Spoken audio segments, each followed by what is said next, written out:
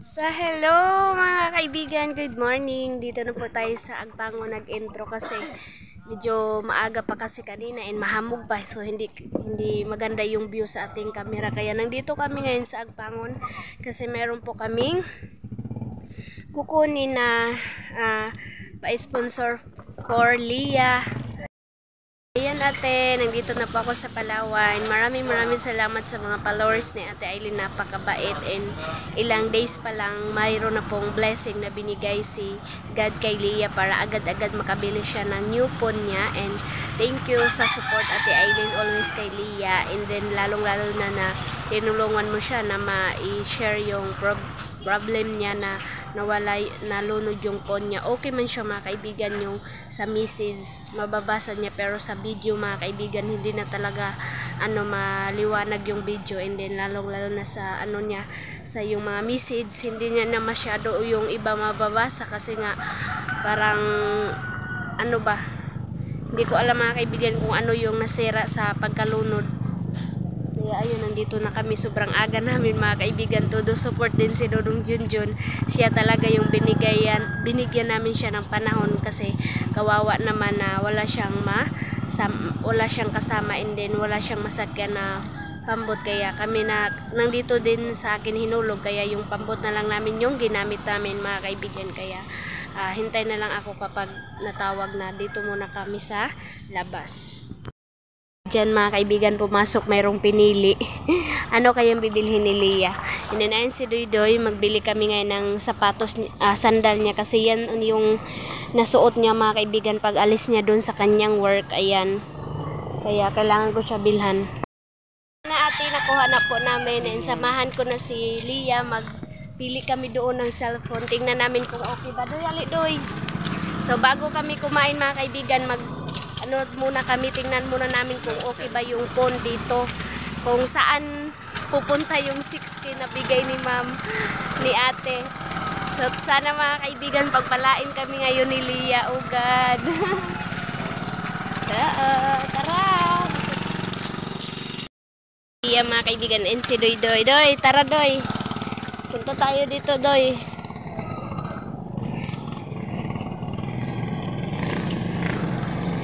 Ito po yon sa lahat ng mga hindi pa nakaano. Ito po yung friend ni Ate Aileen sa Agusan Mars na tinulungan din niya na maging vlogger, si Lia. Datad. Hala, basigulay cellphone. Dito. Hala. Kasimple rawaw, sana all. Go Spark, and then Smart, Go Smart. Ito lang yung brand sa cellphone. Ning kani sa ni Povo Tecno Pova 9,990. Oh my God. Hala. Before gig na siya, 5,990 lang. Oh, 5,990. Ang Kani. ang sauban. Oo, Tecno. So mga kaibigan, mayroon tayo, pero tingnan natin kung maganda yung camera. Try na mo iya. Pwede na ba na siya i-vlog dyan? Pwede sa iyo. So yan si kuya o yung tendero char. Dito yung soki ko mga kaibigan kapag meron ako mga bibilhin. Dito sila lang din yung magaganda magbinta ng phone dito. Try namin, ayan. Meron na kami mga kaibigan. Ay! 5 na.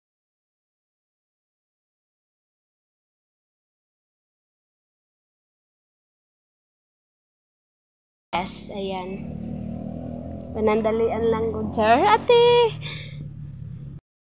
So, pila to ka gig? 68 gig.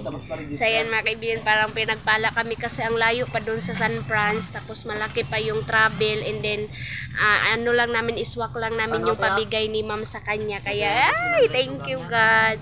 So, sana maganda yung camera. So, ate, hintay ka na lang sa thank you ni Lia doon sa kanyang vlog. So ngayon yung makita nyo lang mga kaibigan, yung pa-update lang sa nabili namin and sa naitulong ko kay Lia. Kahit papano mga kaibigan, natutulungan ko siya na mapuntahan agad and mabili niya kaagad yung pabigay ni ma'am. So sa lahat po ng na bakit matagal ako nakapag-upload kasi nga mga kaibigan napakahina ng signal, and then palagi po kami nag-brown out, tapos yung mga wifi doon hindi maganda.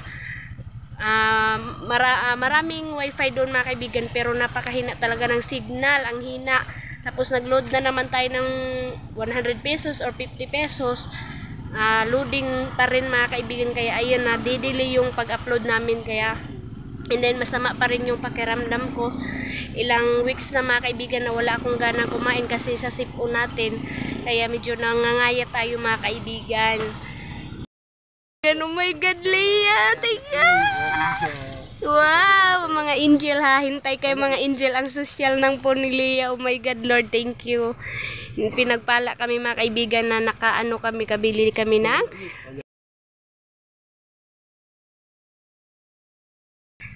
na may kung anak cover na manggurutanan.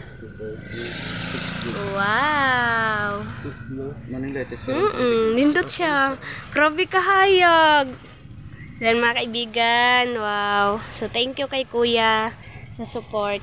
And sabi niya mag-subscribe na daw siya. Thank you. Oo.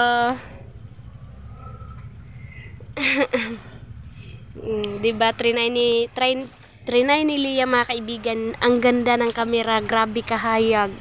Hayag kaayo siya. Wow, sana all. Wow, makasosyal, diba? Ay, thank you sa nag-sponsor. Thank you, ate. So, ayan. Okay pa na, okay man na siya nga cover. So, ayan mga kaibigan, ano pala update ko sa inyo. Share lang pa rin mga kaibigan yung totoong nangyari. Kasi yung pabigay ni ate, hi ate, 5,000 kay Leah. Kasi hindi niya mahal-mahal na yung phone ngayon. And then, meron siyang pabigay sa akin na 1K. Pero sabi ko kay ma'am na alam ko din mga kaibigan, kasi alam ko na nandun kasi si Leah sa bahay. Sabi ko, ay okay ate, salamat sa pa 1K, pero hindi ko na siya kukunin, kundi itulong ko na lang din kay Leah as a vlogger, as a silingan, neighbors mga kaibigan, kaya alam ko na hindi yun makabili yung 5K. Kaya ayan mga kaibigan, ngayon nakabili si Leah ng 6K mga kaibigan dahil sa pa 1K natin, nabigay din natin sa kanya, nabigay ni ate sa akin. So yun mga kaibigan, tulong-tulong talaga tayo. Oh. Ha? ID? Ano man? Sige. Nabilhan na natin, nagkapili na si Duydoy mga kaibigan. Ito yung napili niya, Jordan. So ang laki pala ng paa ng kapatid ko mga kaibigan. Ako 43 pala, tapos yung binili ko sa kanya ito, ako yung nakasuot. Ayan mga kaibigan, 40. Ayan ang kahugaw oy. So ako yung nakasuot mga kaibigan, kaya sinama ko na lang si Duydoy ngayon para siya talaga yung mamili. Grabe, 43 pala. Ayan. Sa sahod niya yan mga kaibigan, kasi wala pa akong may bigay sa kanya na malaki sa sahod niya, kaya iyan lang muna yung bibili natin. So maghanap muna kami ng damit niya, kasi yung mga damit niya naiwan doon sa kanyang trinabahuan. Siguro December pa yun darating, kaya kailangan namin mamili ng kanyang short or pajama. Dito tayo mga kaibigan sa labas. Kaya may pajama nila, no?